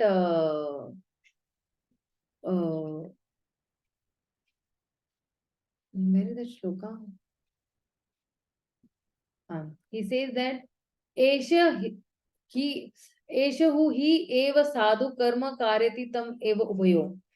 So he says that the Lord engages the living entities in pious activities so that he may be elevated. The Lord engages him in pious activities so that he may go to hell, right? So when you say over here, that Esha means, Krishna, the Lord, okay, over here. Isha, when you say Isha. So, and he's saying that sadhu karma. When I say sadhu karma means pious activity, hai na? And asadhu karma means impious activity, right? So he's saying that the Lord makes the living entity do good activity, and then he's saying that uh, uh, he says that nini shate means that the means lower, the living entity may go to the lower places also. So does the Lord engage us in good activity or bad activity, or do we ourselves engage in both those activities? Both are there. So actually, unless the Lord sanctions, nothing will happen. But it is we who are desiring.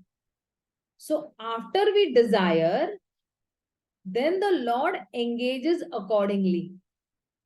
So if I have desired, I want to do pious activity, the Lord will sanction. And just give me 1 minute.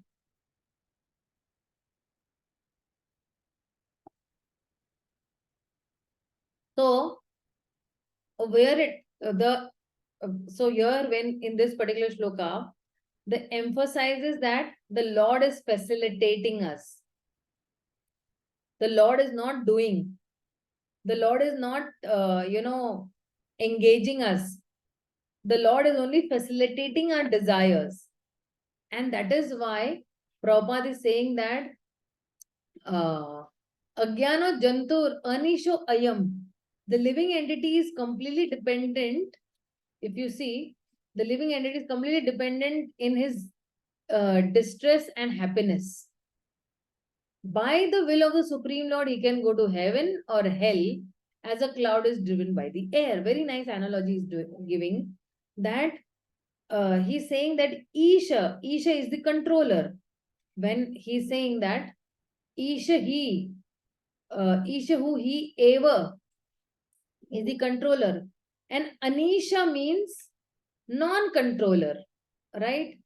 Anish means those who are not the controller, right? So this Jantu is Agyana. Jantu means the living entity, okay? So this Jantu is Agyana and is Anishoyam. And this he is ignorant and he is not in control also, right? And he is what do you say? He is sukha dukhayo also. He is sukha dukhayo also. So we are not in control. So it is like a soldier who's on the battlefield. His arms have fallen. So he's in a situation where anytime bullet will arms means uske jo astra shastra hai, they have fallen, not our real arms, okay? And he's in a situation where that bullet will come and hit him. So similarly, we are also in that situation that anytime our karmic reactions can come. They can come immediately also, they can come late also, and they can hit us. And so our condition is very devastating. So this is the way we can completely be dependent. We're completely dependent. When problems come, we deal with them. Yes, we should deal with them accordingly to our capacity, but our capacity is also limited. Sometimes someone is living in a normal life and that person gets a terrible disease or a and what can that person do? He will go from one end of the globe to the other end to check, if there is some treatment available. But if there is no treatment available, then that person has to accept that this is going to get over. Or nowadays that cricket match is going on, so this inning is going to get over, another inning will come, this body is going to deteriorate, but another body will be given, and I am ultimately not this body, I am the soul. So if I am purified, then I will continue in the spiritual world. Otherwise, I will continue with my sadhana bhakti. But if we don't understand that I am not the body and I am a soul, then that is a very, very sad situation. It is like, the candle, a candle being extinguished between one blow. Oops. It is very helpless condition. So, if we understand we are greater than our body and our lifetime is greater than the lifetime of the body, then that is expanding and it is enriching our conception of our existence. That is the only thing that can bring us the hope when one is in such a situation, that such situation the other time we may have hope. Of course, many hopes are there. There are false hopes also, there are true hopes, but the other hope is going on. But when we have no hope in the material world, we must have at least one hope of spiritual life. Otherwise, we may not move forward in our life. So therefore, this particular, soul, you can say the embodied soul, by his immemorable desires, he is avoiding Krishna consciousness, and that is causing his own bewilderment. And we can just know when, because when you say immemorable means what? I don't remember that when that desire to do sense gratification started, how it started. Since the desire is going on life after life, life after life, life after life. So Prabhupada is saying that actually he's balancing over here, basically. So he's saying that uh, uh, that the Lord neither hates nor likes anyone, although he appears to. So, no, where he's saying that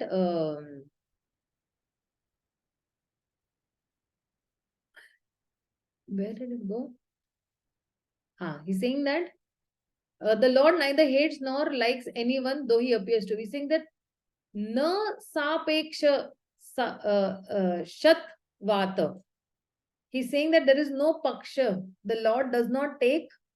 The Lord neither hates nor likes anybody, but it may appear like that. It may appear like that the Lord has made somebody wealthy, the Lord has made somebody poor, but it is not like that. The Lord has done that according to their own karmas, okay, and according to their activities in the past. The Lord is impartial. Yes, that's the word I was looking for. The Lord is impartial. He is na peksha savat. So the Lord does not take any side. He is impartial. So this is what he is saying in this particular shloka. But then he is saying that so in this shloka he is saying that what is the role of the Lord? So the Supreme Lord does not take anybody's sinful or pious activities. He's just witnessing and he's just sanctioning. He's the like those two birds on the the two parrots on the tree. One is the Upadekshita and Anumanta. One is the witnessing and one is the sanctioning, right? So he is only witnessing and he is sanctioning. Krishna is just doing this. But the super soul can understand also the desires of the soul. He can smell the flavor of the flower by being near it, right? So when you say, no, man proposes and God disposes, without interfering with the desires. So Krishna does not interfere with that desire, that minute independence that is being given to the living entity. He's not interfering with that desire. And then under the spell of ignorance, this living entity claiming that Lord is responsible for my condition. So why is he, blaming the Lord? Let's see. And what is that thing? Why is he blaming? Because why is he bewildered basically? He is bewildered because of ignorance. And then how to come out from that ignorance, we will see in the next shloka. Okay. So, I feel that I should stop over here. Why? Because we just covered 5 shlokas. 10, 8, 2. Yes, Mataji. Okay. Only 6 shlokas we've covered.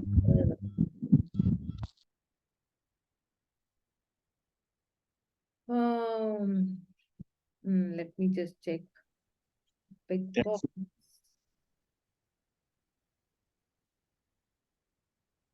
6 shloka. I'll just cover this 6 shloka in a few minutes. Okay, just another 4-5 minutes I'll come back.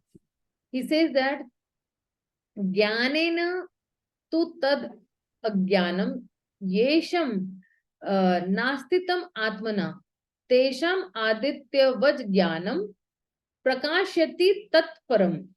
Okay, so he's saying that translation is saying that however, one is enlightened with knowledge by which knee science is destroyed, then his knowledge reveals everything. As the sun lights up everything in the daytime, those who have forgotten Krishna must certainly be bewildered. But those who are in Krishna consciousness are not bewildered. And bewildered means, duality, good, bad, is bewildered at all.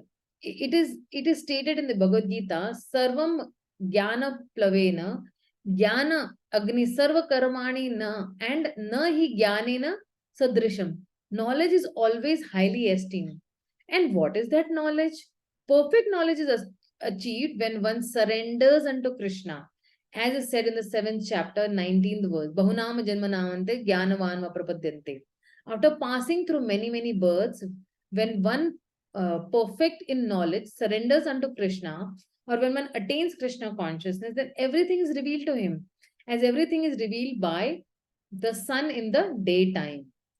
The living entity is bewildered in so many ways. For instance, when he is unceremoniously thinks himself God, he actually falls into the last snare of knee science. If a living entity is God, then how can he become bewildered by knee science? Does God become bewildered by knee science? If so, then knee science of Sanatan is greater than God. Real knowledge can be obtained from a person who is in perfect Krishna consciousness. Therefore, one has to seek out such a bona fide spiritual master and under him learn what Krishna consciousness is. For Krishna consciousness will certainly drive away all knee science as the sun drives away darkness. Means ignorance ko drive kar dega. Even though a person may be in full knowledge that he is not this body, but is transcendental to the body, he still may not be able to discriminate between the soul and the super soul. However, he can know everything well if he cares to take shelter of the perfect bona fide Krishna conscious spiritual master. One can know God and one's relationship with God only when one actually meets a representative of God. If I want to know the Prime Minister of India, right? So I will meet his secretary. I will meet Amit Shah to know, okay, what is Narendra Modi's mood? What is the Prime Minister's mood? So a representative of God never claimed, of course, I'm not saying over here that Narendra Modi is God, but I'm just giving an example. A representative of God never claims that he is God. Even if you see Narendra Modi, he does not say that I am the Prime Minister.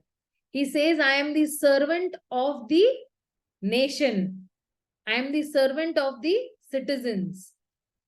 A representative of God never claims that he is God, although he is paid all the respect ordinarily paid to God because he has knowledge of God. One has to learn the distinction between God and the living entity. Lord Sri Krishna therefore stated in the second chapter that every living being is individual and that Lord is also individual. They all are individuals in the past, they are individuals at the present, and they will continue to be individuals in the future, even after liberation. I don't lose my individuality when, I don't lose my individuality. Just give me 1 minute, okay? Hello.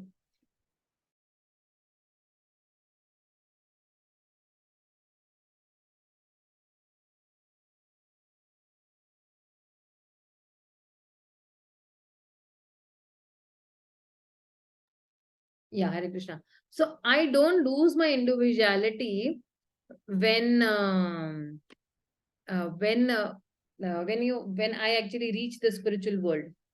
At night we see everything. At night we see everything as a one in the darkness. But in the day when the sun is up, we see everything in its real identity. Identity with individuality in spiritual life is real knowledge. Identity with individuality is real knowledge. So, Lord Krishna will tell us how we can become free from ignorance. In this shloka, primarily he's talking about this only. So he's saying that jnanena tu tad ajnanam. Jnana is covered with what? Ajnana. And by jnana, ajnan can be removed. And then he's saying that yesham, yesham nashtita atmanah. He's saying that the soul's ignorance can be destroyed. And when that happens, then when that knowledge comes, what is that nature of that knowledge? Tesham aditya vaj jnanam. He's saying that Aditya means sun, we know. So even in the translation, Prabhupada is saying that Aditya, like the rising sun, Aditya. So that knowledge arises like the sun. That will prakashati, that will illuminate. But then what will illuminate? What will it illuminate? What does it illuminate? He's saying that tat param. It will illuminate Krishna consciousness, or it will illuminate the absolute truth, the supreme personality of Godhead. And Prabhupada is translating over here as Krishna consciousness. Now, this is a very significant verse, which is marking this transition from Atma Gyan to Paramatma Gyan. So that is why he's saying Tat Param. So when Krishna, so when the Karma Yogi keeps on practicing Karma Yoga with the detachment, and gradually this knowledge will awaken. And when this knowledge will awaken, that time there is an inner Atmana, Tesham Adityava. There is an inner illumination. In that illumination, the living entity not only understands his own identity, that I am not this body, I am the soul, but he will also, experience the presence of the Supreme Lord. That yes, the Supreme Lord is present in my heart as the Paramatma. He's my well-wisher. He's the object of my devotion. and the object of the object of my sacrifice, the goal of my life. So when that prakashanti will happen, that supreme, you can say, illumination will happen, that knowledge will arise. That knowledge is like the sun. And then when that sun will be there, the sun of knowledge will be there, then there will be no darkness, you know. And when, so because that knowledge is arising like the sun, when there is darkness, we may try to find a torch, and we may move forward in the towards that light, towards that torch, and we can see little bit in every direction we wanted to see, and then we can move the torch. But how much can we see with the torch? But when that sun will arise, everything will become very much evident, and we can see in all directions. With a torch, you can see only in one direction, right?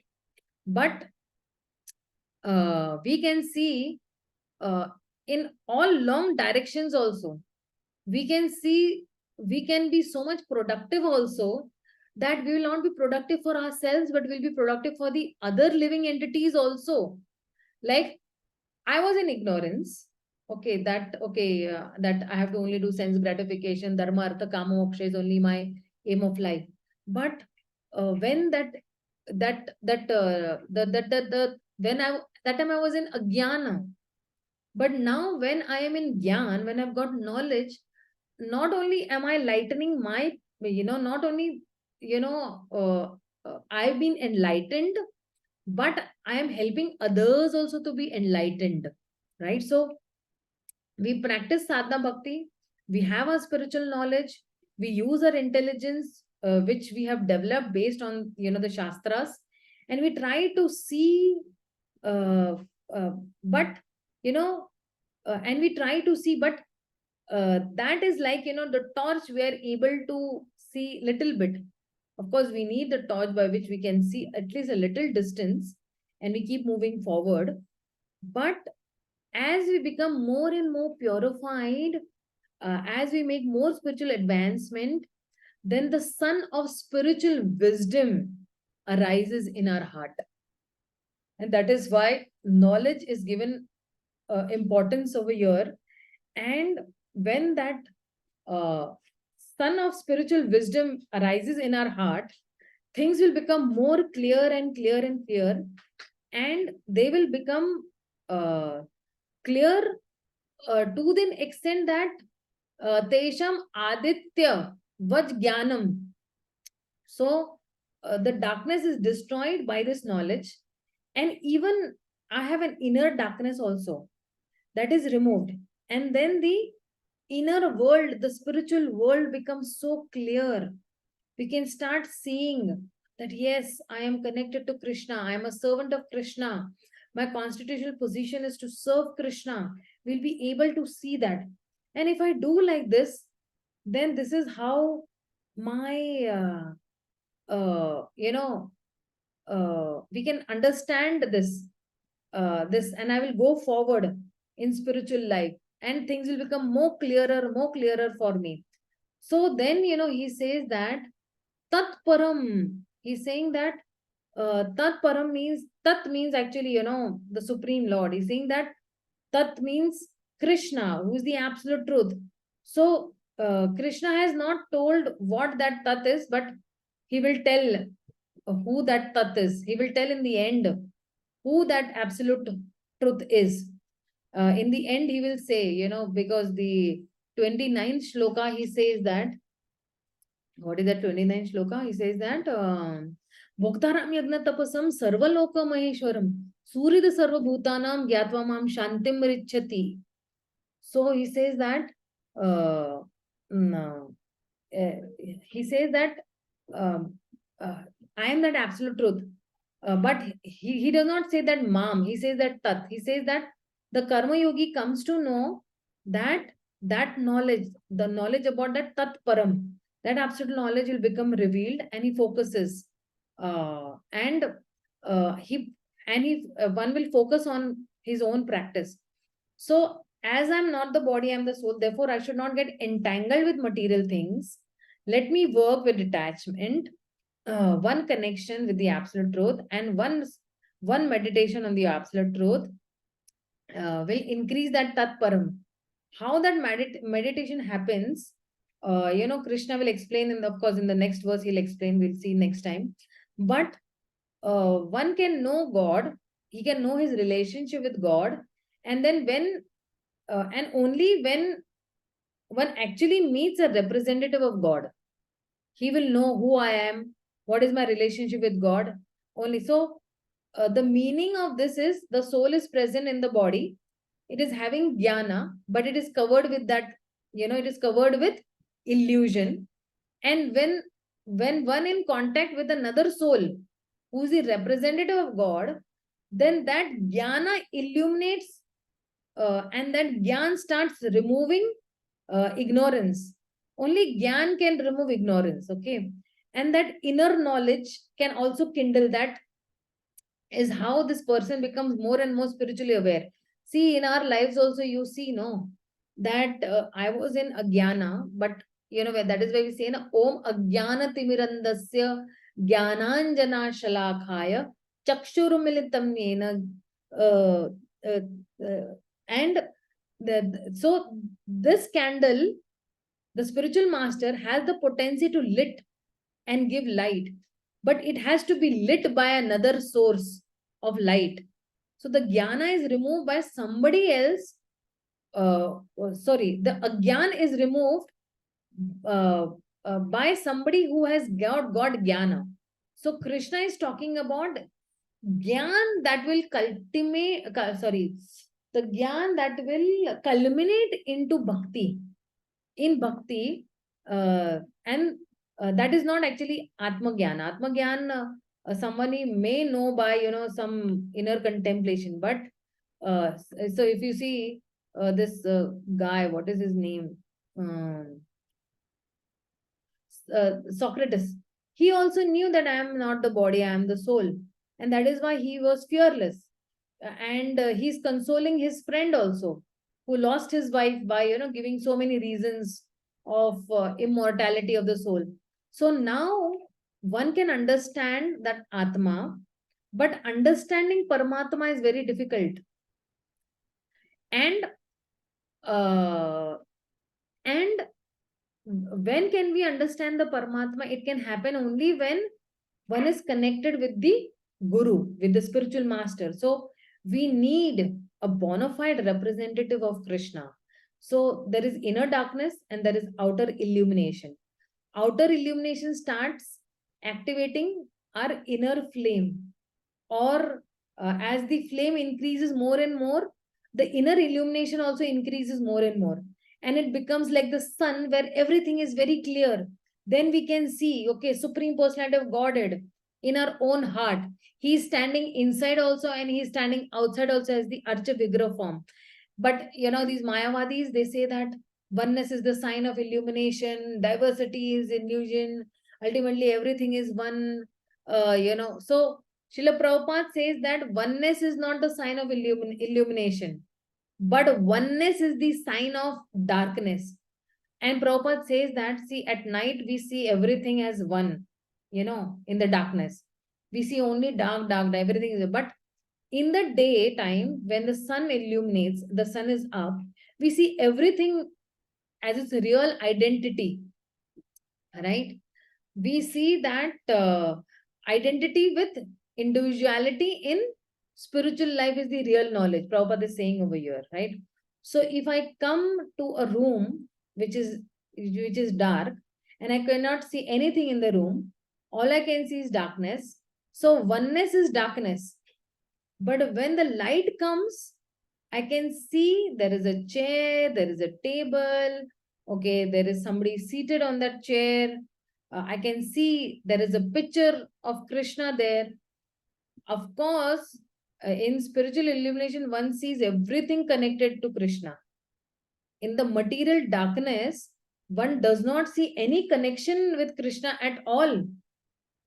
They see only variety and they think that, hey, everything is for my enjoyment. It is like that illusion. The Jagat you can say Jagat Mithya. So as we are moving forward in Krishna consciousness, we see variety, and when we see on unity also, variety in existence is there, but unity in purpose is there. Everything is meant for Krishna's service. And that is why I am also meant for Krishna's service. We'll understand I am the servant of Krishna. We will see that. Currently, we are thinking that I am servant of my mother, my father, my husband, my children, my society, my students. I am seeing that I am the servant. But originally, I am the servant of Krishna, and that is only true knowledge. And that knowledge we can get only when we take shelter of a bona fide spiritual master in Krishna consciousness. Without that, that ignorance will never be removed. Only that spiritual master has that power of removing that ignorance. And that is why when we take Diksha, why does the spiritual masters tell us to read again and again the Bhagavad Gita and Bhagavatam? Because even the spiritual masters know that only by knowledge can only by the sword of knowledge can that ignorance be cut.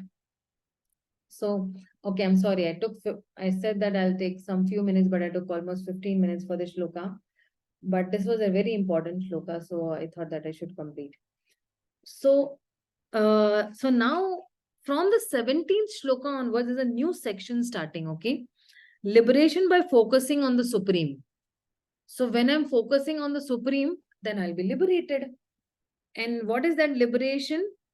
Krishna will say, that how will I be, liberated? So I rest my speech over here. If anybody has any doubts, queries, you can, definitely ask me.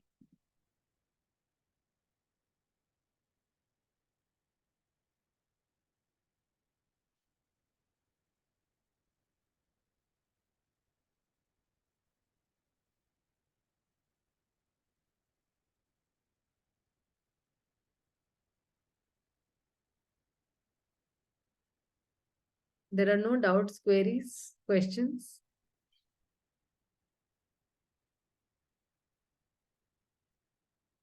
Okay, fine. So we end over here. We'll meet on next Saturday.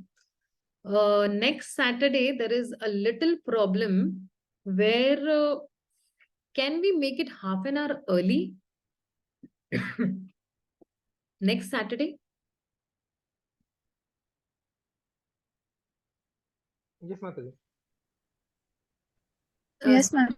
7:30. The reason is that I'm scheduled for giving an IDC course in Kunj Bihari temple, and that temple is 45 minutes away from my home. At least, during these, so if I end by 9:30 and I quickly make a move, then I'll reach by 10 o'clock over there. So only half an hour before 7:30 we can shift it. I will put a poll also on the WhatsApp group. Then maybe you all can answer on the poll also. Fine. Because, see, we are going at a very slow speed. I'm going in details, but we're going in a very, but similarly, we have to finish our portion also. And my plan is to finish the 6th chapter before we go on for our yatras. So that once we finish the 6th chapter, then you have a lot of time for exam preparation. And we might keep it to the end of December also, the exam preparations, the examination. So almost you'll have 1.5 months for preparation, which is a good amount of time to write your OBAs and, to prepare for examination and shloka test and all. Nice 1.5 month you have. And then we can keep the examination in the first week of, January. So that's how I was thinking we could stretch a little in between also, maybe in the week time also we can stretch in between. So I'll put 2 polls and we can cover it up 1 hour, even if a day in 1 hour in a day also, if we come, cover it up in the mornings, that is also really good for us. So, okay. Srila Prabhupada ki jai, Gaur Bhakta Vrinda ki jai, Hare Krishna. Thank you, Mataji. Hare Krishna. Hare Krishna. Thank you. Hare Krishna.